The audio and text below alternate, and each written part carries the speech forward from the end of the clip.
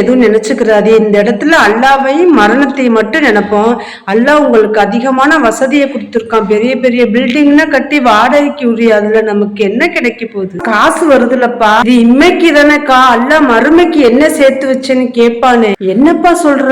இஸ்லாம் சுயநலம் இல்லாதது, பொது நலம் உடையது.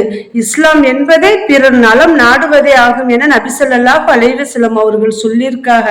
அல்லாஹ் கொடுத்திருக்கான். அனைவரும் ஒன்று சேருங்க, உலக கல்வியோட மார்க்க கல்வியை சேர்த்து பயணிக்கிற மாதிரி ஸ்கூலோட பள்ளிகளையும் சேர்த்து ஒவ்வொரு ஊர்லயும் அனைவரும் உருவாக்குங்க. எந்த பாதுகாப்பும் இல்லாத, நிரந்தரம் இல்லாத உலகத்தில் வாழ்கிறோம். இருக்கும் வரை நபியுடைய வழியில போய் அல்லாஹ்வுடைய நேசத்தை அடையலாம்ல. நம் காத்த செல்வம் நம் விழும்போது நம்மை காக்காது.